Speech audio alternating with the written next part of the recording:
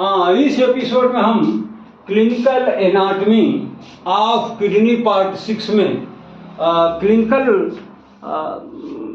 के बारे में बहुत कुछ चर्चा करना चाहेंगे। इसमें मुख्य बिंदु होंगे चर्चा के, वो होगा रीनल एंगल क्या है किडनी में, फिर इसकी कॉमन डिजीजेस क्या हैं, इसका ट्रांसप्लांटेशन संभव है कि नहीं है, डायलिसिस क्या है, और फिर ये रीनल स्टोन्स क्या है। तो ये तमाम जो किडनी की कॉमन प्रॉब्लम्स हैं, इन बिंदुओं पर हम आज आपके साथ चर्चा करना चाहेंगे। जैसा कि आपने पिछले 5 वीडियोज में किडनी के बारे में अच्छी तरीके से इसके स्ट्रक्चर के बारे में जान लिया है, किडनी के बारे में बहुत कुछ बताया जा चुका है। अब हम स्ट्रक्चर को कंप्लीट करने के बाद चर्चा करना चाहेंगे क्लिनिकल एनाटमी। ये क्लिनिकल एनाटमी आपको तमाम इसका ज्ञान जो है कॉम्पिटिटिव एग्जाम्स में आपकी मददगार साबित होंगे। तो इसको जानना बहुत ज़रूरी है, इस वीडियोस को देखना भी बहुत ज़रूरी है।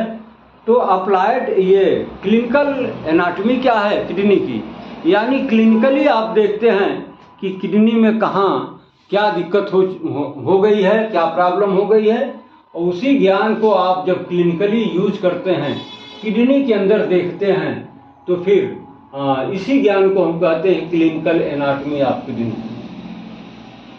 ठीक है, तो आइए सबसे पहले हम जिस बिंदु पर चर्चा करना चाहेंगे, आज की खास बिंदु में रीनल एंगल, कॉमन डिजीजेस और ये ट्रांसप्लांटेशन, डायलिसिस, ये तमाम बिंदु हैं।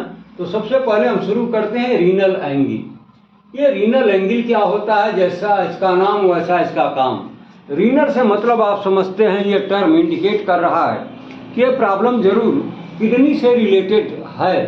तो रीनल एंगल, एंगल का मतलब कोण, एंगल का मतलब कोण, यानी कोई ऐसा कोण है जिसका रिलेशन किडनी से है। तो कहाँ बनता है, इसका यूज हम क्या करते हैं, क्या डायग्नोसिस में आपकी कोई हेल्प करता है, क्लिनिकली इसका कोई यूज है। तो इसका बहुत इंपॉर्टेंस है in the diagnosis of kidney. Kidney में जब कोई प्रॉब्लम होती है और किडनी की आप जब डायग्नोसिस बनाते हैं, तो रीनल एंगल का एक बहुत इम्पॉर्टेंट प्लेस होता है। ये देखिए फिगर में, ये रहा आपका रीनल एंगल, यानी ये जो 12th रिब्स है उसके नीचे, और ये मसल है इरेक्टर स्पाइनी। इरेक्टर का मतलब इरेक्ट इन पोजीशन, यानी ठीक ऊपर से नीचे, और स्पाइनी का मतलब रिलेटेड टू स्पाइन। ये देखिए स्पाइन से रिलेटेड एक मसल है जो बिल्कुल उसके पैरेलल ये हिप बोन से निकल करके और ऊपर के तरफ असेंड कर रही है, इसलिए इस मसल का नाम रख दिया गया इरेक्टर स्पाइनी, यानी muscle which is related with spinal spines and it ascends upward from the beginning point of the hip bone। यानी हिप बोन से जो मसल निकल करके स्पाइन से बिल्कुल रिलेट करते हुए ऊपर के तरफ असेंड कर रही है।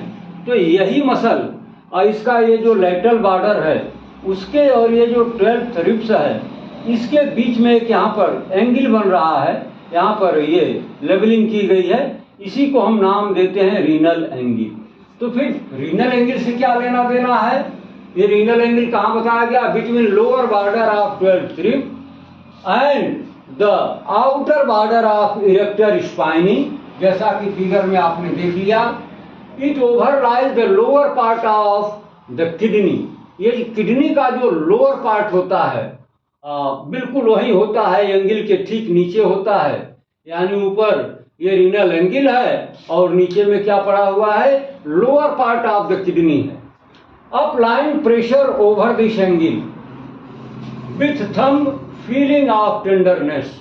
अगर किडनी में कोई इन्फेक्शन है, तो जब आप थंब से इस पर ऐसे जब आप प्रेशर करेंगे, तो फिर वहां पर अगर कोई इन्फेक्शन है तो पेशेंट को सीवियर पेन की फीलिंग होगी।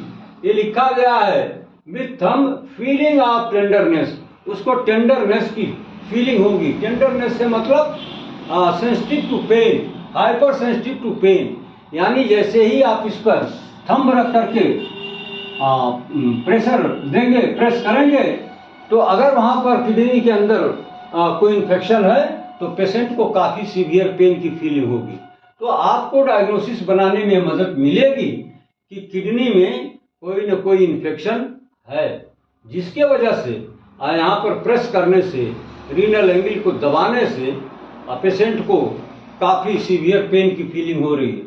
अगर किसी तरह का यहाँ पर इन्फेक्शन नहीं है तो फिर ये थंब प्रेशर से कोई फर्क पड़ने वाला नहीं है, पेशेंट को कोई दिक्कत नहीं होगी, ना किसी पेन की फीलिंग होगी। तो ये पेन की फीलिंग क्या बताती है कि किडनी के अंदर कोई न कोई इन्फेक्शन प्रेजेंट है, कोई इन्फेक्शन हो चुका है।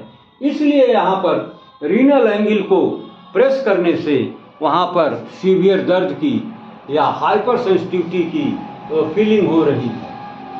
दूसरा पॉइंट इसमें जो बताया गया, kidney is palpebral. By manually kidney की डायग्नोसिस बनाने के लिए आपको क्या करना होगा, जब आप किडनी का एग्जामिनेशन करते हैं तो इसमें आपको दोनों हाथ का यूज करना पड़ता है। कैसे कि one hand placed in front, यानी एक हाथ किडनी के फ्रंट साइड में और दूसरा हाथ ये फ्लैंक क्या होता है, area between the lower border of 12th rib and upper border of hip bone के बीच की जो एरिया होती है उसको हम फ्लैंक बोलते हैं। तो एक हाथ तो आप लगाएंगे एब्डोमेन साइड में इन फ्रंट, और दूसरा हाथ बैक साइड में लगाएंगे, फ्लैंक पर लगाएंगे। तो during enlarge condition lower pole of kidney becomes palpable on deep inspiration. तो एक हाथ आगे लगाइए और दूसरा हैंड पीछे फ्लैंक पर लगाइए। अगर किडनी में इनलार्जमेंट है, कोई इन्फेक्शन है, तो फिर lower pole of kidney becomes palpable. तो किडनी का जो लोअर पोल होता है वो बिल्कुल आपके फिंगर्स में पल्पेट होगा।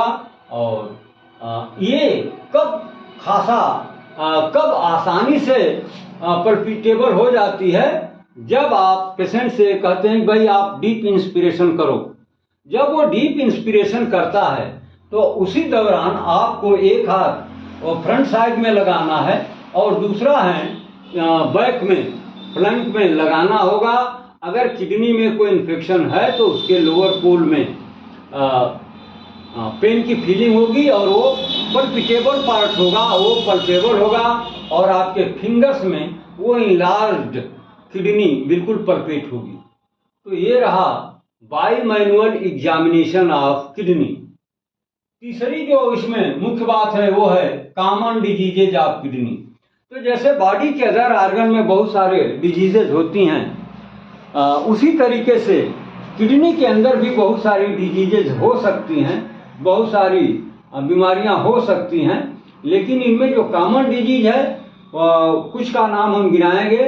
वो होगा पहला रीनल ओडिमा। ये रीनल ओडिमा क्या है, रीनल यानी वही फिर किडनी, और ओडिमा का मतलब होता है इन्फ्लेमेशन। तो किडनी में इन्फ्लेमेशन हो जाना यह एक कॉमन प्रॉब्लम है। और हाइपरटेंशन, और किडनी की कॉमन प्रॉब्लम क्या है, हाइपरटेंशन, यानी किडनी के अंदर जो प्रेशर है आर्टेरियल प्रेशर, वो उसमें बढ़ोतरी हो जाना, उसका रेज कर जाना। और क्या मिलेगा, raised blood urea indicates dysfunction of kidney. अगर ब्लड के एग्जामिनेशन में यूरिया का लेवल सामान्य से अधिक पाया जाता है, यानी 15 to 45 mg/dl से अगर अधिक लेवल है यूरिया का, तो यह इंडिकेट कर रहा है कि आपकी किडनी फेल्योर के तरफ डिसफंक्शन में जा रही है। तो कॉमन डिजीजेज में आपको क्या मिला, रीनल ओडिमा यानी किडनी में इन्फ्लेमेशन का हो जाना और हाइपरटेंशन का हो जाना, किडनी के ये ब्लड में यूरिया का लेवल बढ़ जाना, ये साबित करता है, इंडिकेट करता है कि किडनी जो है डिसफंक्शन में जा रही है, यानी किडनी जो है रीनल फेल्योर में जा रही है। इसका मतलब कि किडनी जो है अपने फंक्शन को प्रॉपर तरीके से रिस्पांस करने में फेल्योर हो रही है। जितना रिस्पांस उसको करना चाहिए वो चीज़ संभव नहीं हो पा रही है। और क्या कि ट्रांसप्लांटेशन, क्या किडनी अगर बहुत डैमेज हो चुकी है तो क्या उसको बदला भी जा सकता है और उसका ट्रांसप्लांटेशन किया जा सकता है? तो आपका जवाब होगा यस। हाँ, ऐसी परिस्थिति में जब किडनी बिल्कुल डैमेज हो जाए और किसी भी तरह के उपाय से उसमें रिस्पांस के चांसेस न बने, तो ऐसे कंडीशन में हम कुछ सिलेक्टेड केसेस में किडनी का ट्रांसप्लांटेशन भी करते हैं और ये एक संभव चीज़ है। यानी किडनी का जो डैमेज किडनी है उसको निकाल करके उसके जगह पर एक हेल्दी किडनी को हम ट्रांसप्लांट कर सकते हैं, उसका इम्प्लांटेशन कर सकते हैं। अगला पॉइंट इसमें है ये जो कंजेनाइटल पॉलीसिस्टिक किडनी होती है। कंजेनाइटल का मतलब जन्मजात, यानी पैदा हुआ उसी समय उसके किडनी में बहुत सारे सिस्ट पाए गए। तो अगर ऐसी कंडीशन है तो ये जानिए कि वो किडनी हाइपरटेंशन में जाएगी, क्योंकि ये जो सिस्ट जगह जगह होंगे वो उसके फ्लो को बाधित करेंगे और वहाँ पर टेंशन यानी प्रेशर वहाँ पर बढ़ाएंगे, तो निश्चित रूप से उसका रिजल्ट क्या होगा? हाइपरटेंशन। अगला पॉइंट इसमें दिखाया गया dialysis. In the case of chronic renal failure may be peritoneal और हीमोडायलिसिस। ये डायलिसिस क्या है?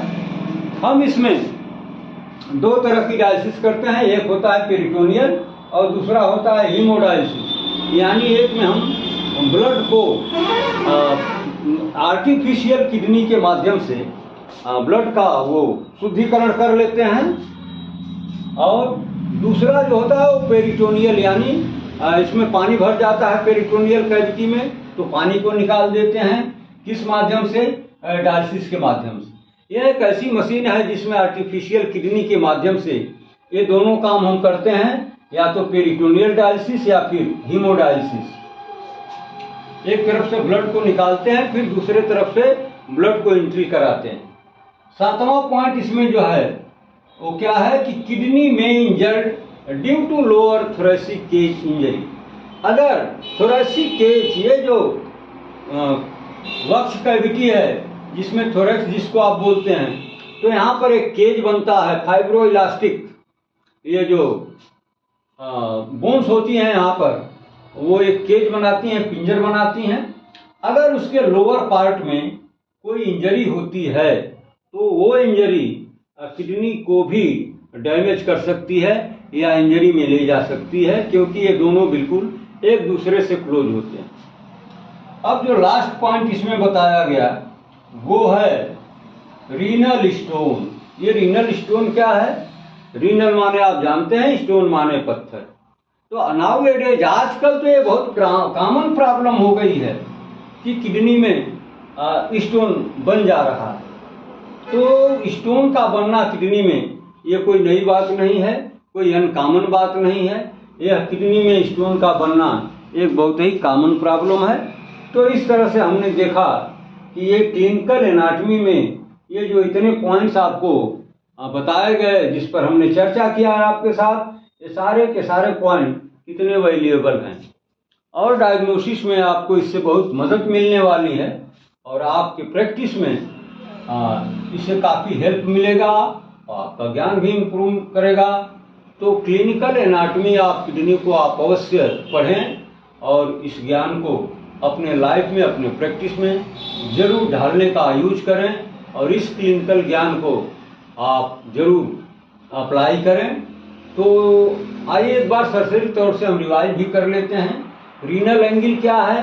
तो रीनल एंगल ये फिगर में देखिए, ये जो erector muscle, erector spinae muscle जो हिप बोन के अपर से निकलती है और ऊपर की तरफ असेंड करते हुए एलॉन्ग विथ स्पाइन के साथ ऊपर बढ़ती है। जब ये यहाँ पर पहुँचती है जहाँ पर 12 रिब्स होती है, तो दो एक मसल के आउटर बॉर्डर और थोरैक्स के रिब के लोअर बॉर्डर के बीच में एक एंगल बनता है जिसको हम नाम देते हैं रीनल एंगल। अगर किडनी के अंदर इन्फेक्शन है तो हम इस रीनल एंगल को अगर अपने थंब से प्रेस करते हैं, दबाते हैं, तो पेशेंट को सीवियर टेंडरनेस यानी सीवियर दर्द की फीलिंग होती है। तो इस तरह से किडनी के डायग्नोसिस में एक बहुत इंपॉर्टेंट टूल हो सकता है। फिर किडनी पल्पेबल बायमैनुअली, किडनी का जब आप एग्जामिनेशन करते हैं तो आपको दोनों हैंड यूज करना पड़ता है। पेशेंट से हम ये बोलते हैं कि भाई आप जरा डीप इंस्पिरेशन करिए, और उसी दौरान हम एक हैंड किडनी के इन फ्रंट पर और दूसरा हैंड उसके बैक साइड पर रख करके जब दबाते हैं तो होता क्या है कि वो उसका पल्पिटेशन हमें फील होता है, हमारे फिंगर्स में वो उसका पल्पिटेशन फील होता है, टच होता है। और क्या होता है, कॉमन डिजीजेस किडनी में, जैसे अदर ऑर्गन है बॉडी के बहुत सारे डिजीजेस, जैसे ट्यूबरकुलोसिस है, इसमें भी हो सकता है, कार्सिनोमा है, इसमें भी हो सकता है।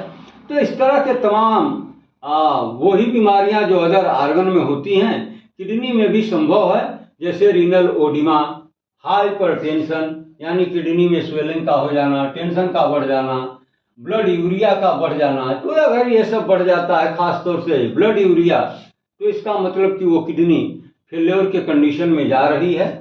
किडनी का अगर बहुत डैमेज है, बिल्कुल वो रिस्पांस करने लायक नहीं है, तो फिर ऐसी किडनी को हम ट्रांसप्लांट कर देते हैं, यानी डैमेज किडनी को निकाल करके और उसके जगह पर एक हेल्दी किडनी को इम्प्लांट कर देते हैं। इसी को कहते हैं ट्रांसप्लांटेशन ऑफ किडनी। और ये जो किडनी में कंजेनाइटल पॉलीसिस्टिक कंडीशन अगर है, किडनी में जन्मजात बहुत सारे सिस्ट अगर उपस्थित हैं, तो निश्चित जानिए उस किडनी में हाइपरटेंशन की प्रॉब्लम तो होगी। डायलिसिस इसका हम करते हैं, इसमें पेरिटोनियल में फ्लूइड भर जाता है ये, तो इसको भी निकालते हैं, या फिर ये हीमोडायलिसिस भी करते हैं, यानी एक आर्टिफिशियल टूल होता है, मशीन होती है, जिसके द्वारा हम एक तरफ से ब्लड को एंट्री कराते हैं, दूसरे तरफ से ब्लड को निकालते हैं। किडनी में इंजर्ड अगर ये थोरेसिक केस जो है, इसके लोअर पार्ट में अगर कोई डैमेज होता है, कोई इंजरी होता है, तो उससे किडनी भी डैमेज हो सकती है, क्योंकि ये बिल्कुल दोनों एक दूसरे के क्लोज होते हैं। और रीनल स्टोन का तो आप देख ही रहे हैं, तमाम लोगों को, छोटे छोटे बच्चों में भी ये स्टोन हो जा रहा है। तो इस तरीके से क्लिनिकल एनाटॉमी का ये जो एपिसोड है, अब यहीं पर इसका एंड होगा। फिर अगले एपिसोड में हम ढेर सारे बहुमूल्य MCQ लेकर के आएंगे। आप अगली वीडियो भी देखना नहीं भूलेंगे, थोड़ा समय निकालेंगे और स्टडी करेंगे।